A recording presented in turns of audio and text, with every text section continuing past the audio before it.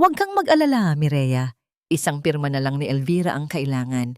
Pagkatapos niyan, sa atin na ang lahat. Matanda na siya. Sino pa ba ang magkakagusto sa kanya? Ako si Elvira. At ang boses na yon, ang pamilyar na tinig na bumubuo sa aking mundo sa loob ng 20 taon, ay pag-aari ng aking asawa, si Narciso. Nakatayo ako sa labas ng aming silid, sa pasilyong nag-uugnay ng kwarto namin sa kusina, kung saan abala ako kanina lamang. Ang amoy ng niluluto kong kalderetang baka, ang paborito niyang ulam, ay tila isang matamis na paalala ng aking pagmamahal. Inihanda ko yon ng buong puso. Iniisip kung paano siya ngingiti mamayang hapunan, kung paano niya pupurihin ang lambot ng karne at ang lapot ng sarsang pinagpuyatan kong palasahin. Sa aking kamay, hawak ko pa ang sandok na ginamit ko sa paghalo. Nakahanda sanang tawagin na siya para matikman. Ngunit ang mga salitang iyon ay parang isang malakas na sampal na hindi ko nakita. Ang init mula sa kalan ay tila hindi sapat para pawiin ang ginaw na gumapang sa aking kaluluwa. Ang sandok ay tila nawalan ng bigat sa aking kamay at bumagsak sa sahig. Ang tunog ng pagtama nito sa baldosa ay umalingaw-ngaw sa katahimikan. Isang matinis na hudyat na gumuho na ang lahat. Ang amoy ng kaldereta ay biglang naging kasuklam-suklam, nakakasulasok. Tiningnan ko ang aking mga kamay. Ang mga kamay na nagkuskos ng libu-libong plato, naglaban ng daan-daang damit, at nagmasa ng hindi mabilang na galapong para lang maitaguyod ang aming karinderya at ang kanyang pag-aaral noon. Mga kamay na may kalyo at ilang peklat mula sa tilamsik ng mantika. Mga kamay na tinawag niyang matanda at walang halaga. Dahan-dahan kong itinulak ang pinto. Naroon sila. Si Narciso, nakaupo sa gilid ng kama, at si Mireya, ang pamangkin kong pinalaki ko na parang sarili kong anak, nakatayo sa kanyang harapan. Ang mga kamay ay nakahawak pa sa kanyang balikat. Mayabang ang tindig ni Mireya. Walang bakas ng hiya sa kanyang mga mata. Narciso? Ang pangalan niya ay parang lason na gumuhit sa aking lalamunan. Lumingon si Narciso at sa isang saglit, nakita ko ang gulat sa kanyang muka. Ngunit mabilis itong napalitan ng isang pilit na ngiti. Ang ngiting iyon na dating nagpapakalma sa akin ay ngayon, parang isang maskarang nakakakilabot. Love, kanina ka pa ba dyan? Sakto, gutom na ako. Amoy na amoy ko ang paborito kong kaldereta. Hindi ako sumagot. Ang mga mata ko ay nakatuon kay Mireya. Ang damit na suot niya. Iyon ang blusang binili ko para sa kanya noong nakaraang buwan. Regalo ko sa kanyang kaarawan. Ano ang ibig sabihin ng narinig ko? Tanong ko. Pilit pinatatatag ang aking boses na nagbabantang mabasag. Elvira, you're misunderstanding things. Mabilis na sagot ni Narciso.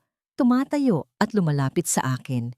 May pinag-uusapan lang kami ni Mireya tungkol sa negosyo. Ngunit si Mireya ay tumawa. Isang tawang walang kagalakan. Tita, ano pa bang hindi malinaw? Yes, kami na. Matagal na. Bawat salita niya ay isang punyal na bumaon ng malalim. Tumingin ako kay Narciso, naghahanap ng pagtanggi ng kahit anong magsasabing hindi totoo ang lahat. Ngunit ang nakita ko lang ay ang pag-iwas niya ng tingin. Doon, sa katahimikan niyang iyon, narinig ko ang pinakamasakit na pag-amin. Bago pa man ako makapagproseso ng lahat, bago pa man tumulo ang mga luhang nagbabadyang kumawala, isang boses ang pumunit sa tensyon. Pa? Ma? Anong nangyayari? Si Miguel, ang panganay namin. Kakatapos lang maligo, may tuwalya pa sa kanyang balikat. Tumingin siya sa aming tatlo, ang kanyang mukha ay puno ng pagkalito. Ito na ang pagkakataon ni Narciso. Hinawakan niya ang braso ng anak namin. Ang kanyang mukha ay biglang nagmistulang isang biktima. Anak, ang mama mo, may problema kami. Tumingin sa akin si Miguel, naghihintay ng paliwanag. Miguel, ang papa mo. Hindi ko matuloy. Paano ko sasabihin sa anak ko na ang idolo niyang ama ay isang taksil? Nakita mo na, anak? Malungkot na sabi ni Narciso. Puno ng drama ang kanyang boses. Laging ganito ang mama mo. Mas importante pa ang karinderya kaysa sa akin, kaysa sa pamilya natin. Pagod na akong umuwi sa isang bahay na malamig. Si Mireya lang ang nakakaintindi sa akin. Ang kanyang mga salita ay perpektong binaluktot ang katotohanan. Ginawa niyang kasalanan ko ang kanyang kataksilan.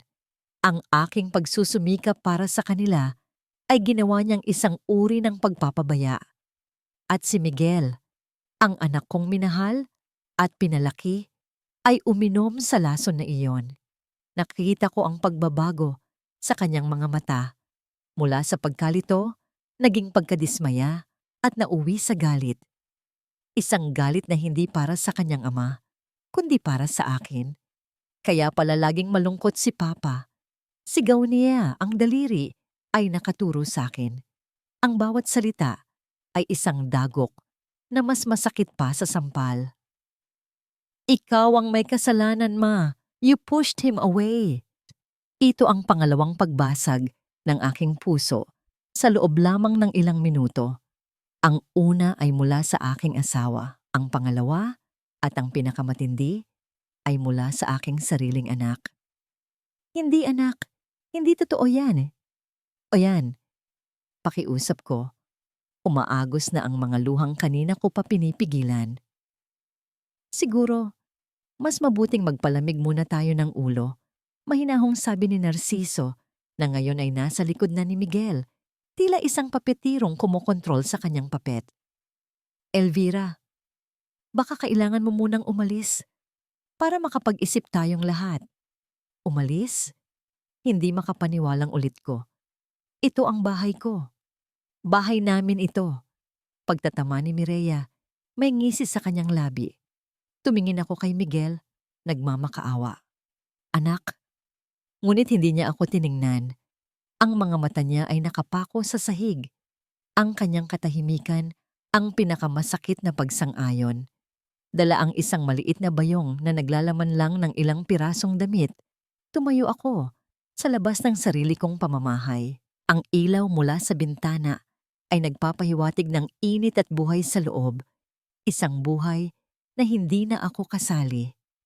Dahan-dahan, sa utos ng kanyang ama, isinara ni Miguel ang pinto sa aking harapan. Hindi niya ako magawang tingnan sa mata. Bago tuluyang magsara ang pinto, may narinig akong isang tunog mula sa loob. Hindi isang sigaw, kundi isang pigil na hikbi. Ang hikbi ng aking bunsong si Lena.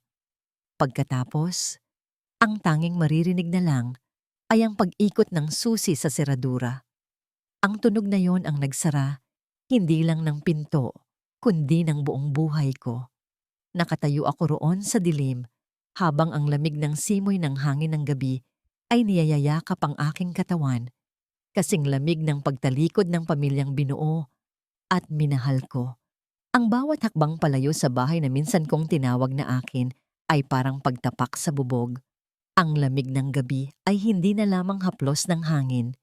Isa na itong kumot ng yelo na bumabalot sa aking buong pagkatao. Sa kabila ng lahat, may isang maliit na kandila ng pag-asa na pilit kong pinapaningas sa loob ng aking dibdib. Ang pamilya ni Narciso, ang mga biyenan ko, itinuring ko silang pangalawang magulang. Ang apelyidong Alonte ay isang kuta, isang pangalang iniingatan, at hindi sila papayag na madungisan ito ng kasinungalingan. Sila ang magiging kakampi ko. Ang pamilyar na daan patungo sa bahay ng mga Alonte ay tila humaba. Bawat puno at poste ng ilaw na nadadaanan ko ay mga tahimik na saksi sa 20 taon ng aking paglilingkod sa kanilang pamilya. Pagdating ko sa kanilang tarangkahan, huminga ako ng malalim bago kumatok. Binuksan ito ng aking hipag at ang kanyang mga mata ay agad na nagtatanong. Ngunit bago pa man ako makapagsalita, isang boses mula sa sala ang nagpatigil sa pag-ikot ng aking mundo. Love, What are you doing here? Gabi na. Naroon si Narciso, nakaupo sa paborito niyang silya, kalmado at parang walang anumang nangyari. Ang sala na dati lugar ng masasayang pagsasalo ay biglang naging isang hukuman at ako ang nasasakdal. Ang aking biyenang lalaki ay nakaupo sa isang tabi. Ang kanyang mukha ay seryoso at walang emosyon. Ang aking biyenang babae naman ay nakatayo malapit kay Narciso. Ang mga braso ay nakakrus sa kanyang dibdib. Isang postura ng paghatol. Nandito ako para sabihin ang totoo. Sabi ko, ang boses ay nanginginig, ngunit pilit kong nilalakasan. Si Narciso, may babae siya. Si Mireya. Isang buntong hininga ang pinakawalan ni Narciso. Puno ng pagod at pagkadismaya. Isang napakagaling na pag-arte. Elvira, please, huwag mo nang dalhin dito ang gulo. I told you, may problema tayo. Pero ayusin natin to ng pribado. Anong gulo? Ang aking biyenang babae ang nagsalita. Ang kanyang boses ay matigas na parang bato. Ang gulo, Elvira, ay ang pagdating mo rito sa kalaliman ng gabi na may dalang mga akusasyong walang basihan. Nakita na namin ang lahat. May mga papel na inilapag si Narciso sa lamesita. Mga bank statement, mga litrato, mga dokumentong may pirma ko. O, mas tamang sabihin, isang perpektong panggagaya ng pirma ko. Ayan, sabi ni Narciso, ang kanyang boses ay puno ng pighati. Matagal ko nang alam na may iba ka, Elvira, pero tiniis ko at ang pagnanakaw mo sa negosyong itinayo natin. Iyan ang hindi ko na kayang palampasin. Ang mga salitang yon ay hindi na punyal. Isa na yung palakol na humati sa aking pagkatao. Ako, nagnakaw? Ako, may ibang lalaki? Ang aking mundo ay gumuho sa isang paraan na hindi ko inaasahan. Hindi sa isang sigaw, kundi sa isang malamig at mapanirang kasinungalingan. Hindi totoo yan. Naibulong ko, ang mga luha ay malaya ng dumadaloy. Tumingin ako sa aking biyenang lalaki. Ang taong minsan ay buong pagmamalaking sinabi sa isang pagtitipon, si Elvira ang kayamanan ng pamilyang ito. Ang kanyang karinderya ang nagpatunay na ang sipag ay laging may gantimpala. Ngunit ngayon, ang kanyang mga mata ay umiiwas. Ang kanyang katahimikan ay isang dagundong ng pagtatakwil. Wala kang lugar dito, Elvira, sabi ng aking biyenan. Ang pangalan ng pamilya Alonte ay mas mahalaga kaysa sa kahit ano at hindi kami papayag na sirain mo yon. Binanggit pa niya ang isang malaking utang na kailangan daw bayaran ni Narciso na lalong nagdiin sa kwento na ako ang naglustay ng kanilang pera. Ang huling kandila ng pag-asa sa aking puso ay tuluyan ng namatay, nilamon ng kadiliman ng kanilang paghuhusga. Ngunit ang pinakamasakit na dagok ay hindi pa dumarating. Habang ako'y papalabas na, talunan at wasak, humabol si Narciso. Hinawakan niya ang aking braso. Elvira, para matapos na to, may kailangan kang malaman. Ang kanyang boses ay isang bulong, malupit at walang awa. Wala ka nang babalikan. Naibenta ko na ang karinderya nung 1 linggo pa. Kung ang puso ko ay isang babasaging florera, sa sandaling iyon, hindi lang ito nabasag. Ito ay naging alikabok, tinangay ng hangin, at nawalan ng anumang bakas. Ang karinderya, ang aking buhay, ang aking kaluluwa. Ang bawat pangarap na itinayo ko sa loob ng mga pader na yon ay abo na lamang. Wala sa sariling naglakad ako palayo, walang tiyak na patutunguhan. Ang mga ilaw sa daan ay naging mga malabong patak ng liwanag. Hindi ko na alam kung gaano ako katagal na naglakad hanggang sa bumuhos ang isang malakas na ulan. Ang bawat patak ay parang maliliit na karayom sa aking balat. Basang-basa, nanlalamig, at walang masilungan. Sa gitna ng aking pagdurusa, isang pamilyar na sasakyan ang dumaan. Ang bagong kotse na matagal nang gusto ni Narciso na sinabi niyang bibilhin namin kapag nakaipon na. Mula sa bintanang hindi pa tuluyang nababasa ng ulan, nakita ko sila. Si Narciso, nagmamaneho, at si Mireya, masayang nakasandal sa kanyang balikat. Ang kamay ni Narciso ay panandaliang humaplos sa buhok nito. Ang ilaw sa loob ng kanilang sasakyan ay mainit at komportable. Nakita ko ang anino ng kanilang mga ngiti, ang anino ng kanilang tagumpay. Dumaan lang sila, mabilis, at walang kamalay-malay sa babaeng basang sisiw sa gilid ng kalsada na minsan nilang tinawag na asawa, na minsan nilang tinawag na tita. Ang tubig ulan na dumadaloy sa aking mukha ay mas mainit kaysa sa yelong bumabalot sa aking puso. Sila ang mga luhang hindi ko na kailanman kayang ilabas. Walang pamilya, walang negosyo, walang tahanan. Ang mga salitang iyon ay paulit-ulit na umiikot sa aking isipan habang nilalakad ko ang mahabang kalsadang hindi ko na alam kung saan patungo. Tila wala ng bigat ang aking mga paa, manhid sa pagod at sa mas matinding kirot sa aking dibdib. Ang bawat sasakyang dumaraan ay isang paalala ng aking kawalan. Wala akong perang pamasahe, wala akong lugar na pupuntahan. Isa na lang akong anino sa gilid ng daan. Sa gitna ng aking paglalakbay sa kawalan, isang alaala ang biglang sumilay. Isang bahay. Isang maliit na bahay na gawa sa kahoy sa taal, ang bayang aking sinilangan. Ang bahay na pamana sa akin ng aking yumaong ina. Isang lugar na matagal ko nang kinalimutan, nilamon na ng mga alaala at ng aking bagong buhay bilang isang alonte. Iyon na lang ang natitira sa akin.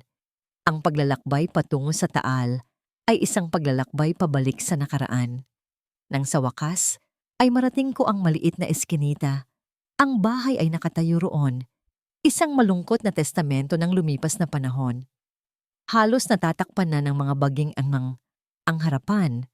Ang pintura ay matagal nang natuklap at ang mga bintanang gawa sa kapis ay marumi at basag ang ilan. Ito ay isang bahay na tila matagal nang sumuko sa paglaban sa panahon. Nang buksan ko ang pinto, isang amoy ng alikabok at nabubulok na kahoy ang sumalubong sa akin.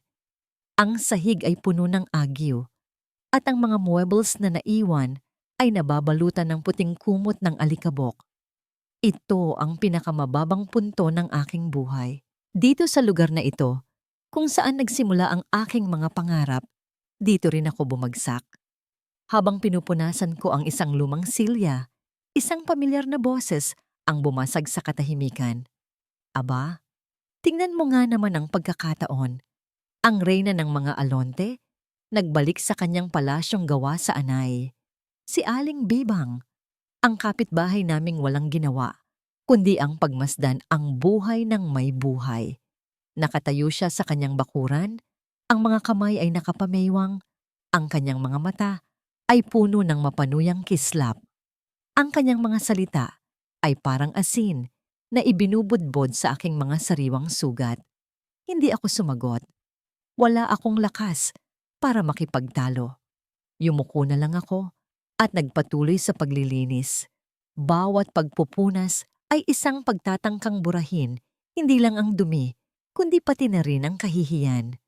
Nang gumabi, umupo ako sa isang sulok ng madilim na bahay, yakap ang aking mga tuhod.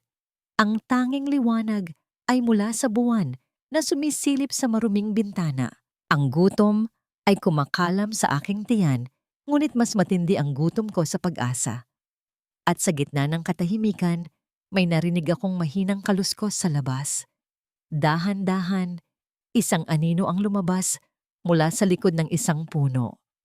Ang puso ko ay tila huminto sa pagtibok. Si Lena, ang bunso ko. May dala siyang isang supot na papel. Nang lumapit siya, nanginginig ang kanyang mga kamay habang inaabot iyon sa akin. Sa loob, mayroong kanin na nakabalot sa dahon ng saging, isang pritong isda at isang botelya ng tubig. Mayroon ding ilang lukot na perang papel. Bulong niya Ang kanyang mga mata ay namumugto. Pasensya na po.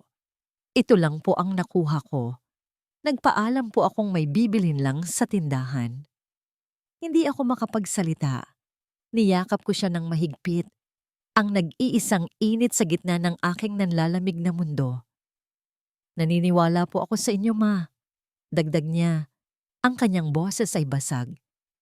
Naririnig ko po sila. Alam kong hindi totoo ang mga sinasabi nila. Ang mga salitang iyon. Iyon ang pagkain na kailangan ng aking kaluluwa. Iyon ang tubig na pamatid sa aking nauuhaw na puso.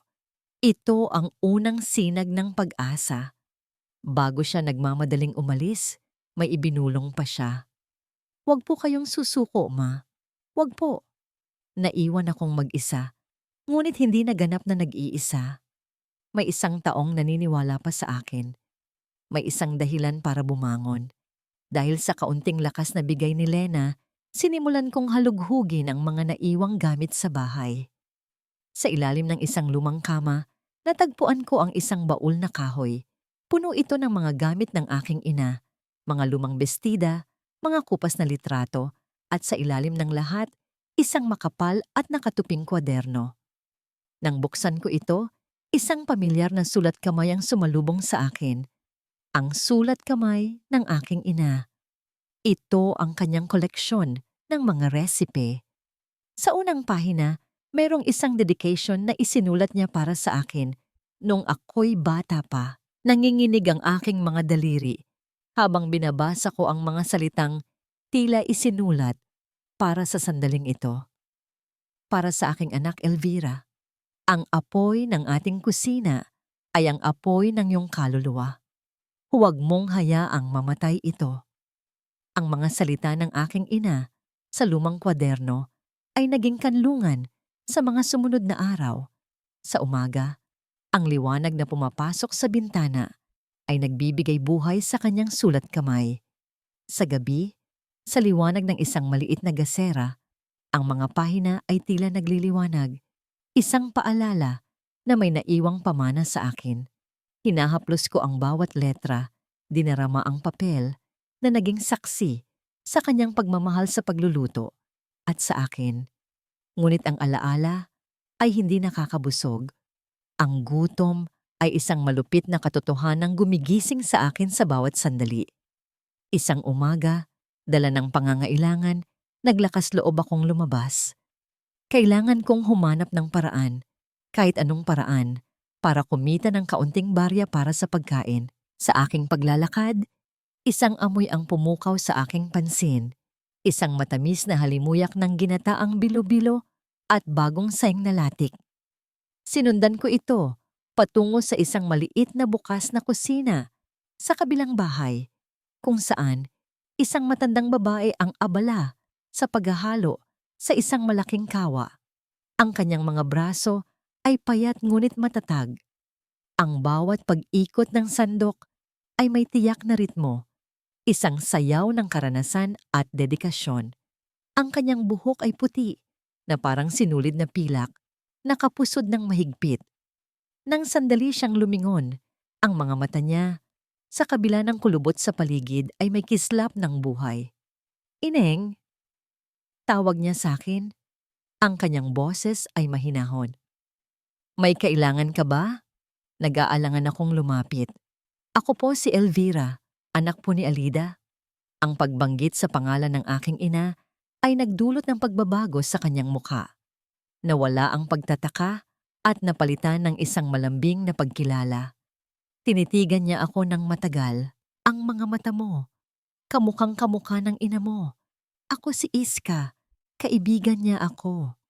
Sa mga sumunod na oras, tila kami bumalik sa nakaraan. Ikinuwento niya ang kanilang pagkakaibigan, ang mga pangarap ng aking ina, at ang kanyang husay sa kusina. Sa unang pagkakataon sa loob ng napakatagal na panahon, naramdaman kong ako ay higit pa sa isang bigong asawa. Ako ay anak ni Alida. "Malapit na ang pista ng bayan," sabi ni Aling Iska. "Marami akong kailangang ihanda. Kung gusto mo, maaari mo akong tulungan. May kaunti akong maibibigay na bayad." Iyon ang alok na matagal ko nang hinihintay. Isang pagkakataon Isang trabaho. Kinabukasan, bago pa man sumikat ang araw, nasa kusina na ako ni Aling Iska. Ang mga kamay kong matagal nang nanigas sa panlalamig at pagdurusa ay tila may sariling isip. Bumalik ang dating kasanayan sa pagmamasa ng galapong, sa pagtatalop ng mga gulay, sa paghihiwa ng karne. Sa bawat paggalaw, isang piraso ng dating ako ang nagbabalik. Ang nanay mo, hindi iyon basta-basta sumusuko. Kwento ni Aling Iska habang sabay kaming naghahalo ng malagkit. May mga laban siyang pinagdaanan na siya lang ang nakakaalam, pero kahit kailan, hindi niya hinayaang mawala ang apoy sa kanyang kalan. Ang kanyang mga salita ay tumagos sa aking puso. Ang apoy sa kalan, ang apoy sa kaluluwa. Nang gabing iyon, pag-uwi ko sa bahay na pamana sa akin, may dala na akong kaunting bigas at gulay. Hindi na ako isang pulubi. Isa na akong manggagawang may sahod. Dala ang bagong lakas ng loob. Binuklat kong muli ang kwaderno ng aking ina. Hinanap ko ang isang recipe na laging niluluto sa akin ni Mama kapag ako'y malungkot. Sinaing na tulingan. Gamit ang isang lumang palayok na natagpuan ko sa isang sulok, sinunod ko ang bawat hakbang. Ang paglalatag ng taba ng baboy sa ilalim, ang maingat na pag-aayos ng isda, ang pagdilig ng katas ng kamiyas, at ang pagpapatong ng mga piraso ng sili.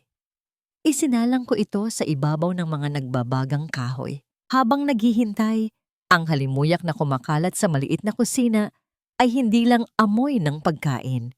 Ito ay amoy ng aking kabataan. Amoy ng pagmamahal ng isang ina. Amoy ng tahanan. Ang takip ng palayok ay marahang umuuga, nagpapasingaw ng halimuyak na bumuhay sa bawat sulok ng lumang kusina. Nang sa wakay maluto ito, kumuha ako ng kaunting kanin at sinubukan ko ang aking niluto. Sa unang subo, tila isang mainit na yakap ang dumampi sa aking pagkatao. Ang asim, ang alat, ang anghang. Lahat ay perpektong naghahalo. Isang lasa na matagal nang natutulog sa aking alaala. Hindi ko na malayang tumutulo na pala ang aking luha. Ngunit sa pagkakataong ito, hindi ito luha ng pighati. Ito ay luha ng pagbabalik. Naglagay ako ng isang piraso sa isang maliit na plato at dinala ko ito kay Aling Iska. Kumuha siya ng kaunting isda, sinuri ito at dahan-dahang isinubo.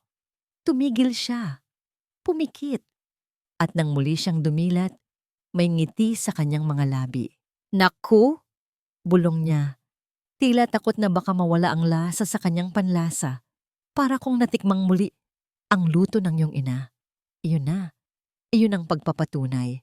Ang apoy ay hindi namatay. Naghihintay lang itong muling sumiklab. Habang nag-uusap kami, isang lalaking nagdaraan. Marahil ay isang magsasaka na pauwi na ang napatigil. Ang kanyang ilong ay tila sumusunod sa amoy na nagmumula sa platong hawak ko. Mukhang masarap iyan, sabi niya, nahihiyang ngumiti. Sa utos ni Aling Iska, binigyan namin siya ng kaunting patikim. Ang kanyang mga mata ay nanlaki sa sarap. Inubos niya ito ng mabilis. Saan ninyo ito nabibili? Tanong niya. Luto niya, sabi ni Aling Iska. Itinuturo ako. Tumingin sa akin ang lalaki. Ang kanyang mukha ay puno ng paghanga. Nagbebenta ka ba nito? Babalik ako bukas. Ang tanong ng lalaking iyon ay umalingaw-ngaw sa aking isipan buong gabi. Nagbebenta ka ba nito? Isang simpleng tanong na nagbukas ng isang maliit na bintana sa madilim na kwarto ng aking kawalan ng pag-asa. Ang kaunting perang papel na iniwan ni Lena na tila naglalaman ng kanyang mga luha at pag-asa ang siyang nagsilbing puhunan sa isang marupok na pangarap. Kinaumagahan, ginamit ko ito para bumili ng ilang tulingan sa palengke, mga kamiyas mula sa puno sa likod bahay at panggatong. Ang aking mga kamay ay gumalaw ng may layunin sa unang pagkakataon sa loob ng maraming araw. Kumuha ako ng isang maliit at lumang mesang kahoy mula sa loob ng bahay. Inilabas ito sa harap. at maingat na ipinatong ang ilang palayok na naglalaman ng bagong lutong sinaing na tulingan at adobong sitaw. Ito na ang aking bagong karinderya. Hindi na ito isang malaking pwesto na may magagandang muebles, kundi isang munting lamesa sa gilid ng daan, isang tahimik na pahayag na ako ay naririto pa, lumalaban. Naku, tingnan ninyo. Isang matinis na boses ang pumunit sa katahimikan ng umaga. Si Aling Bebang, nakatayo sa kanyang tarangkahan, ang mga braso ay muling nakapamiwang. Nagtitinda na ang pobreng donya. Mula sa malaking karinderya, heto ngayon, naglalako sa bangketa. Iyan ang napapala ng mga hindi marunong makontento. Ang kanyang mga salita ay parang mga batong ibinabato sa akin. Noong una, naramdaman ko ang pamilyar na kirot ng kahihiyan. Ngunit pagkatapos, isang bagong damdamin ang nanaig. Isang pagwawalang bahala. Tiningnan ko ang aking mga palayok, ang umuusok na pagkain na niluto ko mula sa puso at sa mga alaala ng aking ina. Ito ay totoo. Ito ay akin. Hindi na ako nag-angat ng tingin. Hindi ko na siya pinansin. Ang kanyang lason ay hindi natatalab kung hindi ko ito iinumin. Ang mga unang oras ay mabagal. Ang mga taong nagdaraan ay sumusulyap lang. Ang kanilang mga mata ay puno ng kuryosidad at marahil awa. Ang sikat ng araw ay unti-unting tumitindi at kasabay nito ang pagbigat ng aking dibdib. Paano kung walang bumili? Paano kung tama? Si Aling Bebang. Ngunit bandang tanghali, ang magsasakang unang nakatikim ng aking luto ay dumating, gaya ng kanyang ipinangako. Bumili siya ng isang order at ang tunog na nilikha ng mga baryang inilagay niya sa aking palad ay ang pinakamagandang musikang narinig ko sa loob ng mahabang panahon. Pagkatapos niya, may isang ina na may dalang maliit na anak ang lumapit. Ate, magkano po ang adobo?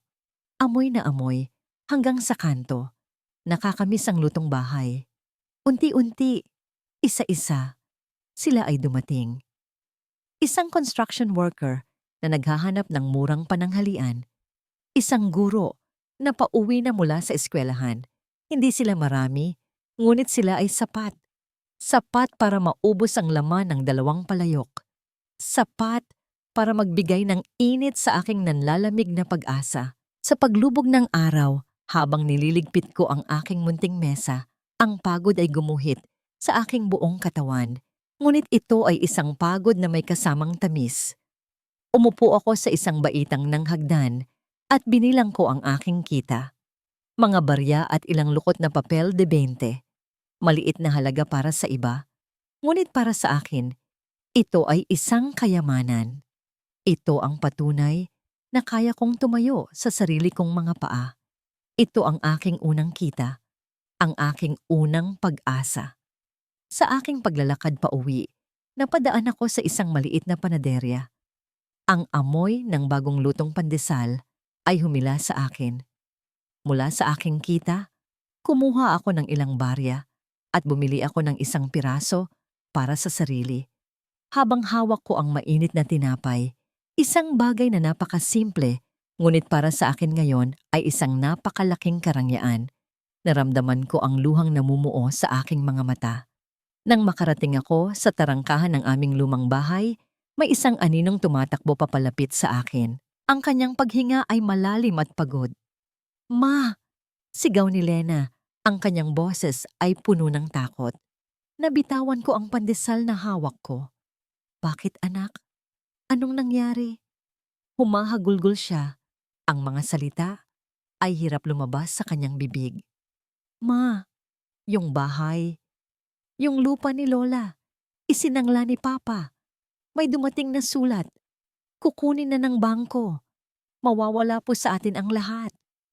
Ang bigat ng mga baryang nasa aking bulsa ay biglang nawala. Napalitan ng isang bigat na tila dudurog sa aking buong pagkatao.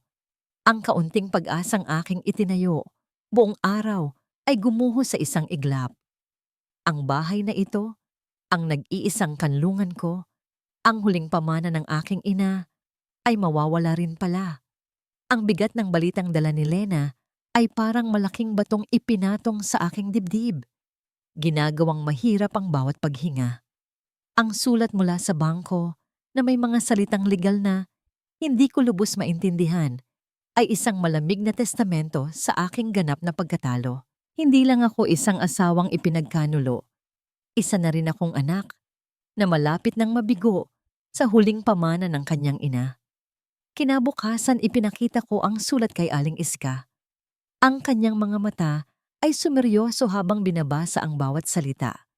Ang karaniwang init sa kanyang kusina ay tila nilamon ng lamig ng balita. Hindi ito maaari, sabi niya. Ang kanyang boses ay matatag. Ang bahay na ito ay higit pa sa kahoy at pako. Ito ang iyong ugat, Elvira. Kailangan nating lumaban. Paano, Aling Iska? Ang boses ko ay halos isang pakiusap. Wala akong pera. Ang pirma ko ay nasa mga dokumento. Kahit peke pa yon, paano ko papatunayan? Hindi lahat ng laban ay dinadaan sa pera. Sagot niya. May kilala akong abogado. Bata pa, ngunit ang puso ay nasa tama. Si Attorney Reyes. Ang opisina niya ay maliit lang at ang bayad ay kung anong kaya mong ibigay. Tinutulungan niya ang mga taong tulad natin.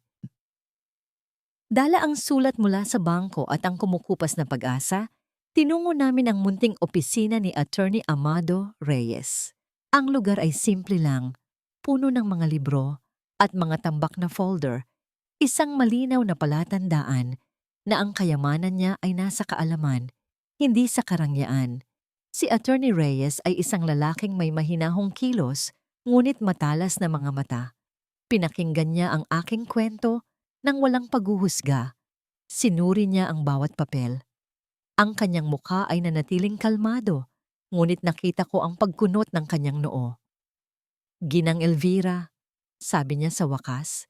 Ang kanyang boses ay propesyonal, ngunit may bahid ng simpatiya. Sa mata ng batas, ang mga dokumentong ito ay mukhang balido. Ang pirma ninyo, kahit papeke, ay magiging mahirap patunayan ng walang matibay na ebidensya. Sa ngayon, dehado po tayo. Ang bawat salita niya ay isang pako na ibinabaon sa aking kabaong. Ang kaunting pag-asang dala ko ay unti-unting naglaho. Ngunit bago pa man ako tuluyang sumuko, tinitigan niya ako ng diretso sa mata. Pero ang salitang dehado ay hindi nangangahulugang talunan. Tumayo siya at marahang inilagay ang kanyang kamay sa ibabaw ng mga papeles sa lamesa. May laban po tayo, Ginang Elvira. Kailangan lang nating hanapin ang tamang armas. Ang simpleng pangungusap na yon, ang mahigpit na tono ng kanyang paninindigan, ay isang lifeline na inihagis sa akin habang ako'y nalulunod. Pag-uwi ko sa bahay, ang mga salita ni Attorney Reyes ay naglalaro sa aking isipan. Kailangan nating hanapin ang tamang armas. Ngunit saan ako maghahanap? Ang bahay na ito ay halos wala ng laman, kundi mga multo ng nakaraan. Napaupo ako sa sahig. Ang aking mga mata ay pagod ng lumuha. Tumingin ako sa paligid, sa mga anay na gumapang sa dingding, sa mga bitak sa sahig, sa baul ng aking ina sa isang sulok. At doon, sa ibabaw ng baul, nakita ko ang isang bagay na hindi ko gaanong pinansin noon. Isang maliit at kinakalawang na susi na kasama ng mga lumang gamit. Isang alaala ang biglang pumasok sa aking isip. Ang lumang aparador na nakatayo sa silid ng aking ina. Isang aparador na hindi ko kailanman nabuksan dahil nawawala raw ang susi. Nanginginig ang mga kamay ko habang kinukuha ang susi. Lumapit ako sa aparador. Ang puso ko ay malakas ang kabog. Isinuksok ko ang susi sa seradura. Umikot ito nang may kahirapan sa simula. Ngunit sa huli, isang marahang tunog ng pagbukas ang narinig ko. Ang amoy ng lumang papel at ng napanis na panahon ang sumalubong sa akin. Sa loob, maayos na nakasalansan ang mga lumang dokumento, mga birth certificate, mga resibo ng amilyar. At sa ilalim ng lahat, may isang malaking brown na sobre, selyado pa. Ang pangalan ko, Elvira, ay nakasulat sa pamilyar na sulat kamay ng aking ina. Dahan-dahan, halos hindi humihinga, pinunit ko ang sobre. Sa loob ay may dalawang papel. Ang una ay ang orihinal na titulo ng lupa. Malinis, walang anumang pahiwatig ng pagkakasangla, at malinaw na nakapangalan pa rin sa aking ina. Ang pangalawa ay isang sulat. Binuksan ko ito. Ang bawat salita ay tila isang yakap mula sa nakaraan, isang bulong ng pagmamahal at pag-iingat. At sa huling talata, nabasa ko ang mga salitang babago sa lahat. Anak, ang lupang ito ay hindi maaaring ibenta. Sa aking huling habilin, ito ay ipinapamana ko sa iyo bilang aking sole heir. Ang kopya ng testamentong ito ay nasa dati kong abogado, si Attorney Del De La Cruz. Ang balita ng aking pagsasampa ng kaso ay mabilis na nakarating kay Narciso, ngunit hindi sa paraang inaasahan ko. Sa halip na pangamba, isang malakas at mapanghamak na halakhak ang naging sagot niya. Nag-file ng kaso? Narinig ni Lena ang pag-uusap nila ni Mireya sa telepono isang araw. Saan siya kukuha ng pera para sa abogado? Sa pagtitinda niya ng isda sa bangketa? Hayaan mo siya, Mireya. Hayaan mong mangarap ang matandang yon. Tayo ang may hawak ng lahat ng baraha. Ang kanyang kayabangan ay naging panggatong sa apoy na nagsisimula nang muling mag-alab sa aking puso. Habang sila ay nagpapakasasa sa kanilang ninakaw na tagumpay, ako naman ay unti-unting bumabangon mula sa abo. Ang aking maliit na lamesa sa harap ng bahay ay nagsimulang makilala. Ang mga taong unang bumili dahil sa awa ay naging mga regular na customer dahil sa sarap. Ang kwento ng lutong bahay ni Alida ay muling nabuhay sa bibig ng mga taga-Taal na ipapasa mula sa isang bibig patungo sa isa pa. Sa tulong ng komunidad, ang mga kapitbahay na dating nanonood lang ay nagsimulang tumulong. Isang karpintero ang nag-alok na gumawa ng isang maliit na silungan na yari sa yero at kawayan. Isang matandang babae ang nagpahiram ng 2 pang mesa at ilang silya.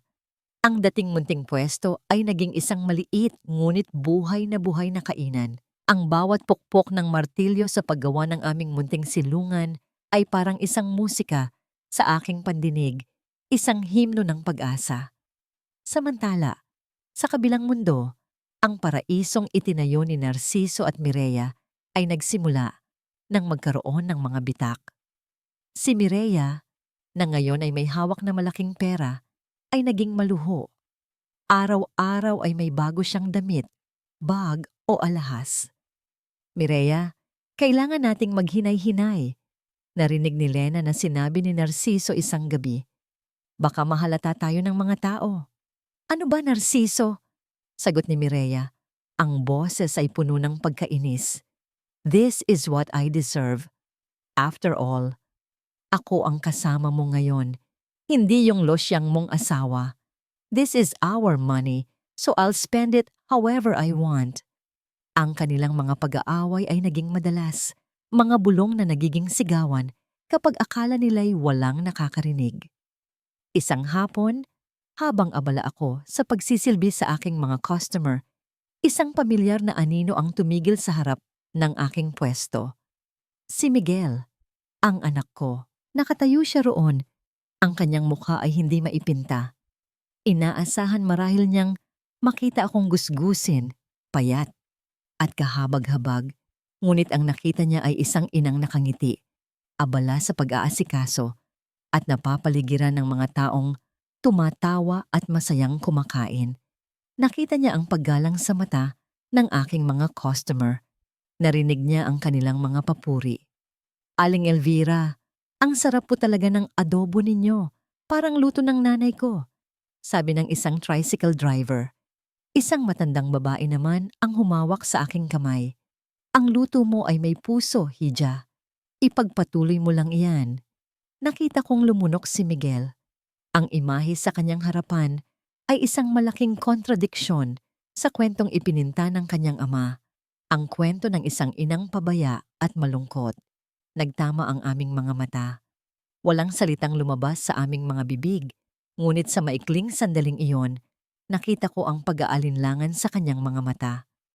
Isang maliit na kislap ng pagdududa. Mabilis siyang tumalikod at naglakad palayo, na tila ba natatakot sa kanyang nakita. Nang gabing iyon, may inabot sa akin si Lena, isang cellphone. Lihim niyang kinuhanan ng litrato si Mireya. Nasa isang mamahaling restaurant ito, ngunit hindi si Narciso ang kasama niya. Isang mas bata at mas makisig na lalaki ang kausap nito. Ang kamay ng lalaki ay nakahawak pa sa kamay ni Mireya sa ibabaw ng mesa. Ang pagbabalat kayo ni Narciso ay unti-unti nang natatanggal, hindi dahil sa aking mga akusasyon, kundi dahil sa bigat ng kanilang sariling mga kasinungalingan. Kinabukasan, isang kartero ang dumating sa bahay ng mga Alonte. May dala siyang isang opisyal na sobre. Ang tatak ng korte ay malinaw na nakikita. Nasa sala si Narciso, nagbabasa ng dyaryo, isang tasa ng kape ang nasa kanyang tabi. Ang kanyang mukha ay puno pa rin ng kumpiyansa at pagwawalang bahala. Inabot sa kanya ang sulat. Binuksan niya ito nang walang gana. Iniisip marahil na isa lang itong ordinaryong liham. Ngunit habang binabasa niya ang mga salitang nakasulat sa legal na papel, mga salitang subpoena, court hearing, falsification of documents, nakita ko mula sa kwento ni Lena kung paano nagbago ang lahat. Ang kumpiyansa sa kanyang muka ay unti-unting nabura. Ang papel ay bahagyang nanginig sa kanyang mga kamay. Ang nangisi sa kanyang mga labi ay napalitan ng isang tuwid na linya. At sa kanyang mga mata, sa unang pagkakataon, sumilay ang isang damdaming matagal ko nang hindi nakita sa kanya. Takot. Ang loob ng korte ay mas malamig pa kaysa sa inaasahan ko. Ang bawat sulok ay yari sa madilim na kahoy na tila nilalakiran araw-araw, sumasalamin sa malungkot na liwanag mula sa matataas na bintana. Ang hangin ay mabigat, puno ng mga hindi masambit na dasal at mga nakakubling takot. Nakaupo ako sa tabi ni Attorney Reyes. Ang aking mga kamay ay magkayakap sa aking kandungan. Bawat daliri ay nagyayelo sa kabila ng init na dala ng tanghali. Ramdam ko ang pagkabog ng aking dibdib, isang malakas na tambol sa ilalim ng aking mga tadyang na tanging ako lang ang nakakarinig. Sa kabilang panig, nakaupo si Narciso.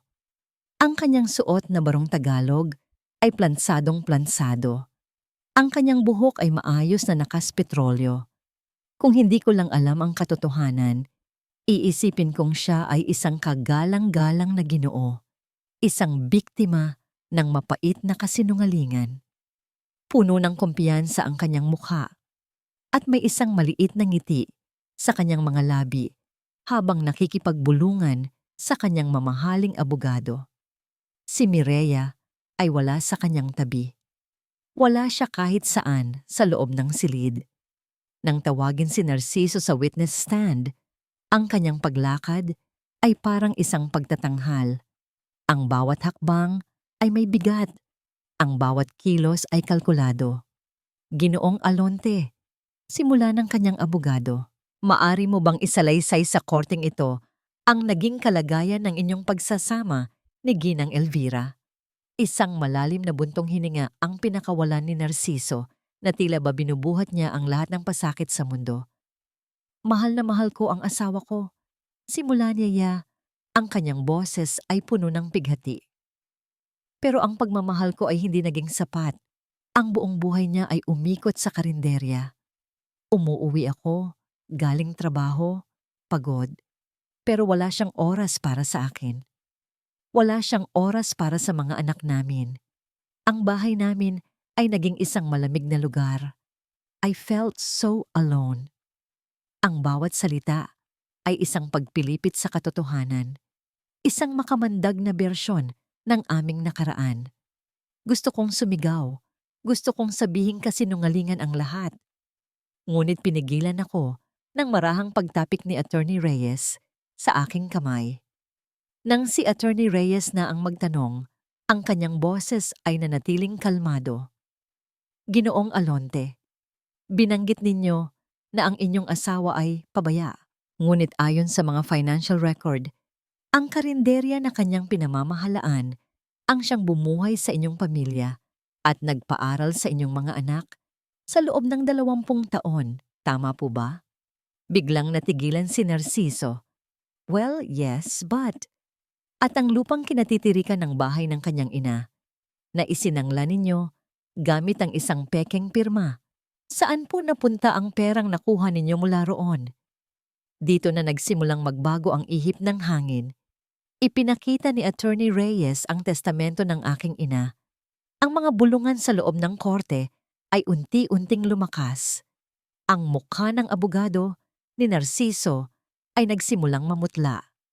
Upang idiin pa ang kanilang kaso, tinawag nilang testigo si Aling Bebang.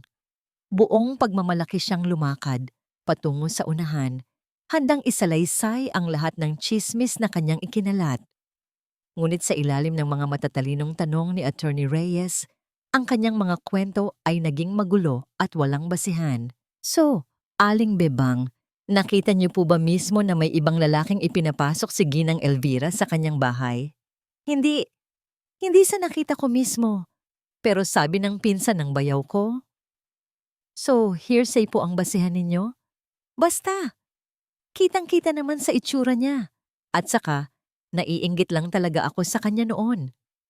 Ang huling mga salita ay lumabas sa kanyang bibig nang hindi niya namamalayan at ang buong korte ay napuno ng pigil na tawanan. Ang huling tinawag na testigo para sa araw na yon ay ang aking anak, si Lena. Nanginginig siyang lumakad patungo sa unahan.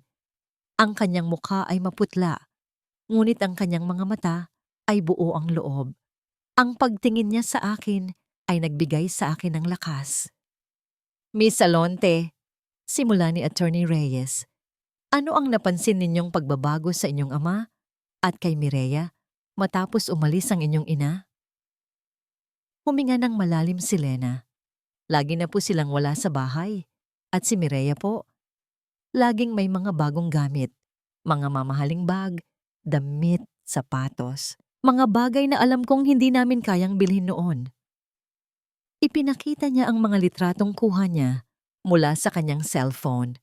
Ang pagwawaldas ni Mireya, ang larawan nito kasama ang ibang lalaki. Ang bawat larawan ay isang sampal sa mukha ni Narciso. Ang kanyang pagbabalat kayo ay tuluyan ng gumuho. Ang kanyang mukha ay hindi na maipinta. Isang maskara ng galit at pagkagapi. Ang tunog ng paghampas ng maliit na maso sa kahoy ay muling umalingaw-ngaw. Isang hudyat mula sa hukom na tapos na ang araw. Ngunit bago pa man makatayo ang lahat, isang sigaw ang bumasag sa katahimikan ng buong silid. Isang sigaw na nagmula sa likuran. Isang sigaw na kilalang-kilala ko. Itigil niyo na to. Kasinungalingan lahat yan. Napalingon ang lahat. Nakatayo roon si Miguel, ang aking anak. Ang kanyang mga kamao ay nakakuyom. Ang kanyang mukha ay puno ng galit at pagkalito. At sa mga mata ng lahat, isang tanong ang nabuo. Kaninong kasinungalingan ang kanyang tinutukoy? Ang sigaw ni Miguel ay nag-iwan ng isang matunog na katahimikan sa loob ng korte. Ang lahat ng mga mata ay nakatuon sa kanya. Mga matang nagtatanong, naghuhusga, naghihintay. Bago pa man makapagsalita ang hukom, mabilis siyang tumalikod at halos patakbong lumabas ng silid. Sinundan ko siya. Ang pagkabog ng aking dibdib ay mas malakas pa kaysa kanina. Sa pasilyo ng courthouse, naabutan ko siya, nakasandal sa malamig na pader. Ang kanyang mga kamay ay nakasabunot sa sariling buhok. Anak, tawag ko. Ang boses ko ay marahan. Miguel, sino ang pinaniniwalaan mo? Hindi siya sumagot. Ang kanyang mga balikat ay marahas na umaalog. Isang tahimik na pag-iyak ng isang lalaking pinunit sa pagitan ng pag-idolo sa isang ama at ng katotohanang unti-unting sumasampal sa kanya. Dumating si Lena, tumatakbo, hawak ang kanyang cellphone. Walang salitang namutawi sa kanyang bibig. Inabot lang niya ang telepono kay Miguel. Isa-isang ipinakita sa kanya ni Miguel ang mga larawan, ang mga mamahaling gamit ni Mireya, ang mga resibo, ang litrato nito, kasama ang ibang lalaki. Ang bawat larawan ay isang patak ng lason sa kumpiyansang matagal niyang inilaan para sa kanyang ama. Pagkatapos, tumingin siya sa akin. Sa kanyang mga mata, nakita ko ang gumuguhong pader. Ma, totoo ba? Totoo ba ang lahat? Hindi ako sumagot gamit ang mga salita. Hinawakan ko lang ang kanyang kamay. Ang paghaplos ng isang ina, iyon ang tanging sagot na kailangan niya. Nang gabing iyon, hindi umuwi si Miguel sa bahay ng kanyang ama. Hindi rin siya dumiretso sa Taal. Nagpunta siya sa kanilang bahay. Ang bahay na minsan ay naging tahanan naming lahat. Hinalughog niya ang kwarto ng kanyang ama, naghahanap ng kahit anong magpapatunay na ang kanyang pagdududa ay mali. Ngunit ang nahanap niya ay isang bagay na tuluyang dudurog sa kanyang puso. Sa ilalim ng kama ni Narciso, nakatago sa isang lumang kahon ng sapatos, nakita niya ang isang sobre. Isang sulat. Hindi ito para sa kanya. Para ito kay Narciso mula kay Mireya. Ang petsa ay noon pang 1 linggo. Ang sulat ay maikli at malupit. Sinasabi roon na kinuha na ni Mireya ang lahat ng natitirang pera sa kanilang joint account. Aalis na siya ng bansa. Huwag mo na akong hahanapin, sulat niya. Salamat sa lahat, Narciso, pero tapos na tayo. Nakuha ko na ang gusto ko. At isa pa, masyado ka nang matanda para sa akin. Ang parehong mga salita na ginamit ni Narciso para sa akin, ngayon ay isinampal pabalik sa kanya. Kasabay ng liham, naroon din ang mga kopya ng mga pekeng dokumento. Malinaw na magkaiba ang pirma sa tunay kong pirma. Malinaw na lahat ay isang malaking panloloko. Kinabukasan, ang araw ay hindi pa man sumisikat ng husto. Isang motorsiklo ang huminto sa harap ng aking munting kainan sa Taal. Si Miguel. Ang kanyang mga mata ay namumugto. Ang kanyang damit ay gusot. Ang kanyang buong pagkatao ay sumisigaw ng pagsisisi. Dala niya ang kahon ng sapatos. Ang mga ebidensya. Papa, sabi niya, ang boses ay basag habang ikinukwento ang kanyang paghaharap sa ama kagabi. Hinarap ko siya, ma. Ipinakita ko sa kanya ang lahat. At umamin siya. Tumigil siya. Lumunok. Umamin siya sa lahat. Ngunit kahit sa huli, ma, kahit sa huli, ikaw pa rin ang sinisisi niya. Sa sandaling iyon, ang lahat ng natitirang lakas sa kanyang katawan ay tila nawala. Bumagsak siya sa aking harapan. Ang kanyang mga tuhod ay lumapat sa lupa. Ang isang binatang lalaki na minsan ay buong tapang na nagsara ng pinto sa aking harapan, ay ngayon isang batang umiiyak at humihingi ng tawad. Ma, patawarin mo ako, ma, sabi niya, paulit-ulit habang humahagulgol sa aking paanan. Nabulag ako, ma. Patawarin mo ako. Ito ang pinakamasakit na sandali ng aking buhay. At ito rin ang pinakamatamis. Ang makita ang pagdurusa ng sarili mong anak ay isang kirot na walang kapantay. Ngunit ang marinig, ang kanyang pagsisisi, ang maramdaman ng kanyang pagbabalik, iyon ay isang kagalakan na naghihilom sa lahat ng sugat. Itinayo ko siya. Niyakap ko siya ng mahigpit. Ang anak kong nawala at ngayon ay nagbalik. Ang kanyang mga luha ay bumasa sa aking balikat. Ang aking mga luha ay bumasa sa kanyang buhok. Sa yakap na yon, ang lahat ng sakit ay nawala. Pinapatawad kita, anak. Bulong ko. Mahal na mahal ka ni Mama.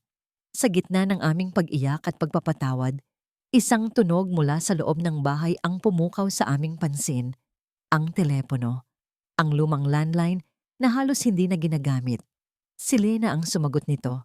Nang lumabas siya, ang kanyang mukha ay nababalot ng isang bagong pag-aalala. Ma, kuya, sabi niya, ang kanyang boses ay nanginginig. Tumawag po ang tita ninyo. Si Papa po. Isinugod sa ospital, inatake sa puso. Ang amoy ng ospital ay isang pamilyar na halimuyak ng pagkabalisa. Isang pinaghalong amoy ng antiseptic, gamot, at ng hindi masambit na takot. Nakatayo kaming mag-iina sa labas ng isang puting pinto, sa ilalim ng isang ilaw na walang buhay na kumikindat. Sa loob ng silid na yon, nakahiga si Narciso, ang lalaking minsan ay naging sentro ng aking mundo. At ngayon ay isang estrangherong nakikipaglaban para sa kanyang buhay. Pagpasok namin, ang tanging maririnig ay ang paulit-ulit na tunog mula sa heart monitor, isang mekanikal na ritmo na pumupuno sa bawat sulok ng katahimikan. Nakahiga si Narciso sa puting kama, napapaligiran ng mga tubo at aparato. Ang kanyang mukha ay maputla, ang kanyang labi ay tuyo, at ang dating kayabangan sa kanyang mga mata ay napalitan ng isang basag na pagtingin sa kawalan. Wala roon ang kanyang mga kapatid. Walang pamilyang Alonte. At higit sa lahat, walang Mireya. Nag-iisa siya. Si Miguel ang unang lumapit, ngunit tumigil din sa paanan ng kama. Hindi alam ang sasabihin. Si Lena ay nanatili sa aking tabi.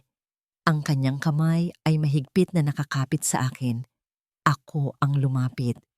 Hindi dahil sa pagmamahal na natitira, kundi dahil sa isang damdaming mas komplikado. Awa, habag. Nakita ko ang isang butil ng pawis sa kanyang noo.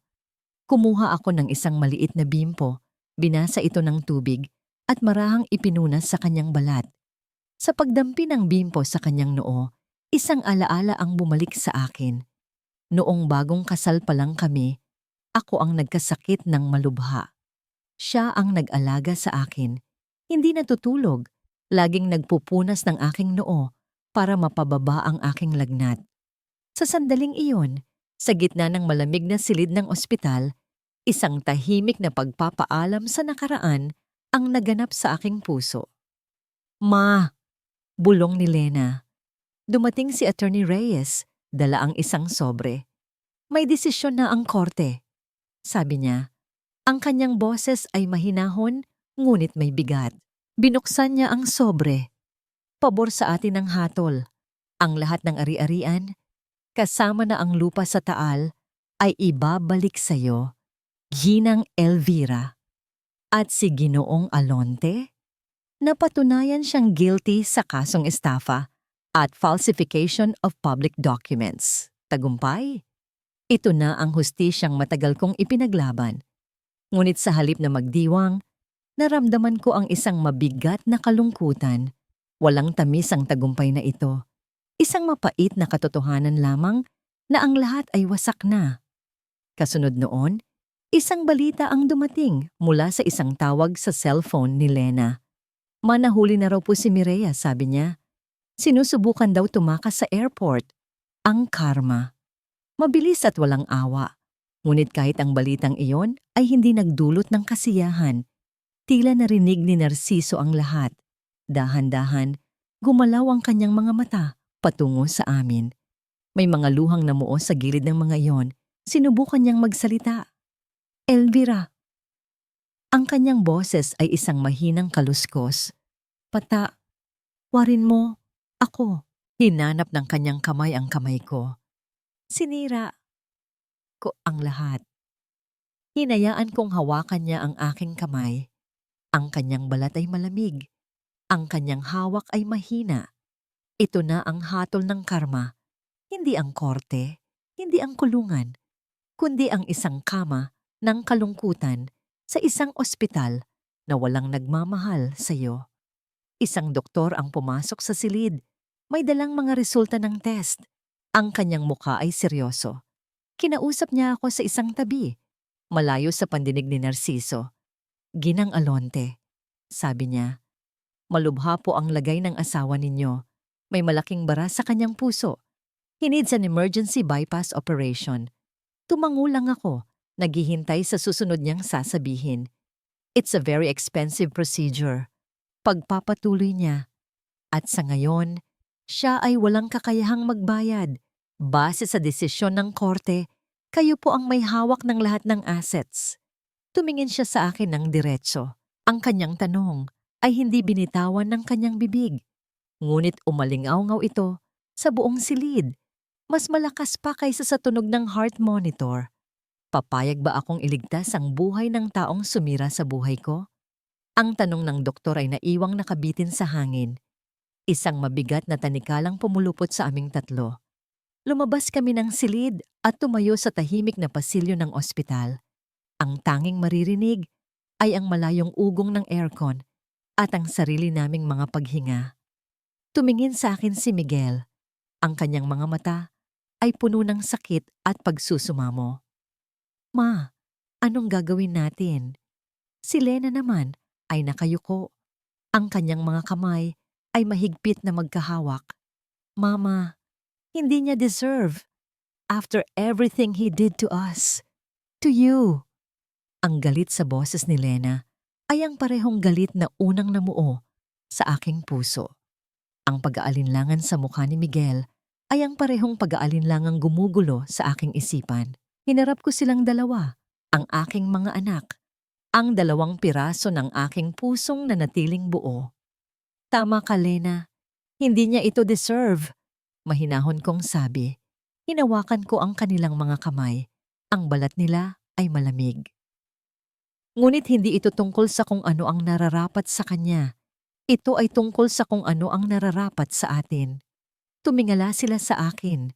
Ang kanilang mga mukha ay puno ng pagkalito. Ayokong habang buhay nating dadalhin ang tanong na, paano kung? Ayokong balang araw, isusumbat ninyo sa inyong mga sarili na mayroon sana kayong ginawa. Ngunit hindi ninyo ginawa dahil sa galit. Ang galit ay isang lason at ayoko nang uminom pa tayo nito. Humigpit ang hawak ko sa kanila. Gawin natin to hindi para sa kanya, kundi para sa atin. Para wala tayong pagsisihan, para sa ating sariling kapayapaan. Nakita ko ang pag-unawa sa mga mata ni Lena at ang luhang pumatak mula sa mga mata ni Miguel.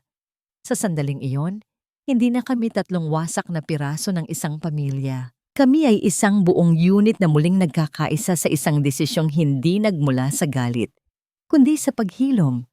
Pinirmahan ko ang mga papeles, ibinigay ko ang paunang bayad, gamit ang perang dapat sanay para sa pagsisimula ng aking bagong buhay.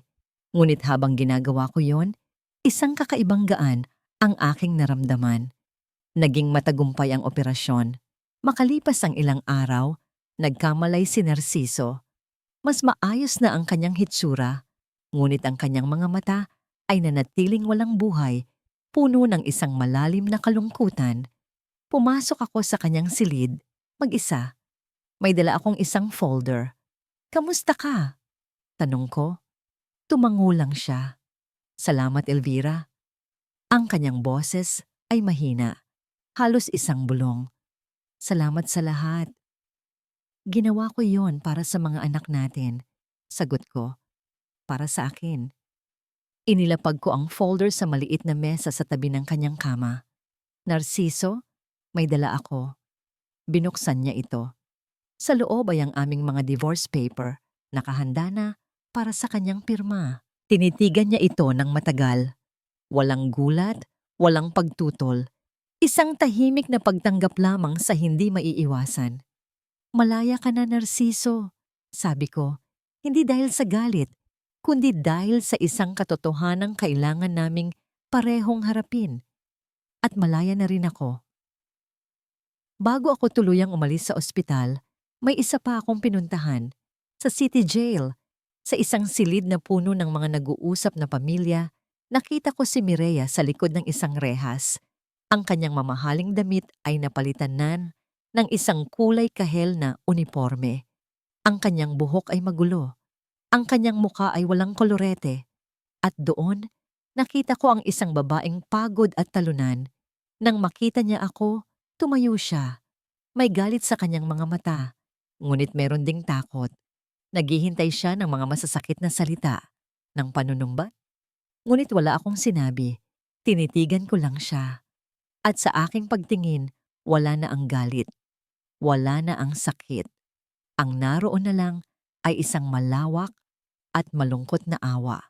Awa para sa isang batang babae na naligaw ng landas dahil sa inggit at maling ambisyon. Pagkatapos ng ilang sandali, tumalikod na ako at naglakad palayo. Iniwan siya sa kanyang sariling katahimikan. Sa huling araw namin sa ospital, bago namin isinakay si Narciso sa isang sasakyang maghahatid sa kanya sa bahay ng kanyang kapatid para doon magpagaling habang hinihintay ang kanyang sentensya, may iniwan ako sa kanyang tabi. Isang lalagyan ng pagkain. Sa loob nito ay ang paborito niyang kaldereta. Mainit-init pa. Hindi ako nagpaalam. Tumalikod lang ako at naglakad papalabas ng madilim na gusali kasama ang aking 2 anak. Paglabas namin sa pinto ng ospital, ang sikat ng araw ay sumalubong sa amin. Mainit at maliwanag. Tila ito ang unang pagkakataon na nakakita ako ng liwanag sa loob ng napakatagal na panahon. Ang bigat sa aking dibdib ay tuluyan ng nawala. Naramdaman kong muli ang paghinga habang naglalakad kami sa bangketa. Masaya at magaan ang pakiramdam, may isang poster na nakapaskil sa isang pader ang pumukaw sa aking pansin. Ang mga salita ay malalaki at malinaw. Lupa para sa Community Livelihood Center. Ipinagbibili. Tumigil ako. Tinitigan ko ang larawan ng isang malawak na lupain, isang lugar na puno ng potensyal, at sa aking isipan, isang bagong pangarap, isang ideyang mas malaki pa sa akin, ang unti-unting nabubuo, 1 taon. Tila kay bilis, ngunit tila kay haba rin ng panahong lumipas. Ang dating kinatitirikan ng luma at halos gumuho ng bahay ng aking ina ay isa ng tanawing puno ng buhay at pag-asa. Wala na ang mga anay na gumapang sa dingding. Wala na ang mga sirang bintana. Sa halip isang malinis at maaliwalas na gusali ang nakatayo roon. May malaking karatulang nakasulat sa magandang titik. Kusina ni Elvira Community Center. Sa loob, ang amoy ng bawang at sibuyas na ginigisa ay humahalo sa halimuyak ng bagong saing na kanin. Ang hangin ay puno ng masayang usapan at ng tunog ng mga sandok na tumatama sa mga kawali. Ang dating katahimikan ay napalitan ng isang himig ng pagsisikap at kapatiran. Ma, dumating na po yung order ng mga container para sa delivery bukas, sabi ni Miguel. May hawak na listahan. Ang aking anak, na dati puno ng galit, ngayon ay siyang aking kanang kamay, ang namamahala sa lahat ng logistics ng aming maliit na negosyo. Ang kanyang mga mata ay may kislap na ng kumpiyansa at respeto. Sige anak, pakicheck na lang kung kumpleto. Sagot ko habang tinuturuan ang isang bagong miyembro, si Aling Rosa, kung paano tamang hiwain ang manok para sa adobo. Ganyan nga Aling Rosa, huwag mong biglain, damhin mo. Sa kabilang mesa, abala si Lena sa kanyang laptop. Ma, ang ganda ng mga comments sa Facebook page natin. Sabi nila, ang story mo raw is an inspiration. Ipinakita niya sa akin ang screen, puno ng mga mensahe ng suporta mula sa mga taong hindi ko kilala. Ang aking bunso, na dati tahimik na saksi sa aking pagdurusa, ngayon ay ang boses ng aming kwento sa buong mundo. Dito, sa loob ng maliit na sentrong ito, tinuturuan ko ang ibang mga babae, mga inang walang asawa, mga asawang biktima ng pang-aabuso, mga babaeng nawalan ng pag-asa, kung paano magluto, magnegosyo, at muling tumayo sa kanilang mga paa. Nakikita ko ang aking sarili sa bawat isa sa kanila. Ang takot sa kanilang mga mata noong unang dumating ay unti-unti nang napapalitan ng pag-asa. Minsan, sa aming mga pag-uusap, nababanggit ang nakaraan. Si Papa po pala ma, sabi ni Lena, isang araw habang nagkakape kami. Dinalaw namin ni Kuya noong isang linggo. Payat na siya.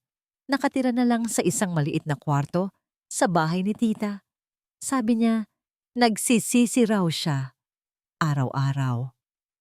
Tumangulang ako. Ang balita ay hindi na nagdulot ng sakit, hindi rin ng saya. Isa na lang itong katotohanang bahagi ng mundong matagal ko nang iniwan. Isang hapon, isang opisyal na sulat ang dumating. Isang imbitasyon mula sa munisipyo. Ang kusina ni Elvira ay tatanggap ng parangal bilang isa sa mga natatanging proyektong pangkabuhayan sa aming bayan.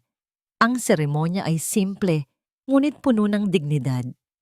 Habang tinatawag ang aking pangalan at habang umaakyat ako sa entablado sa gitna ng masigabong palakpakan, ang unang mga taong hinanap ng aking mga mata ay ang aking mga anak.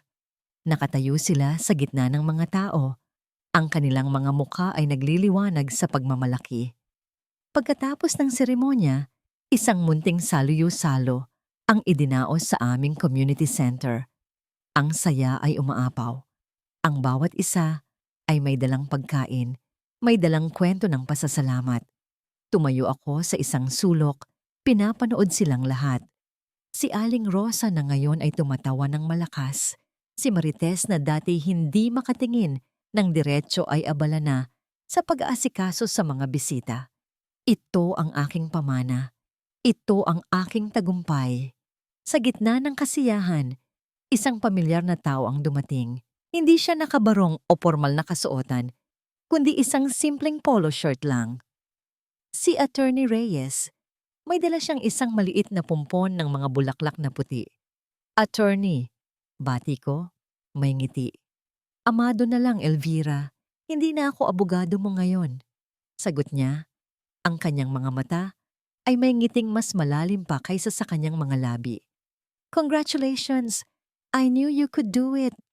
Salamat sa tulong mo, Amado. Hindi ako ang tumulong sa'yo, sabi niya. Ang tumulong sa'yo ay ang sarili mo. Nag-usap kami tungkol sa mga simpleng bagay. Ang panahon, ang mga bagong restaurant sa bayan, ang kanyang mga aso. Walang usapang legal, walang usapang kaso. Isang pag-uusap lamang ng dalawang kaibigan.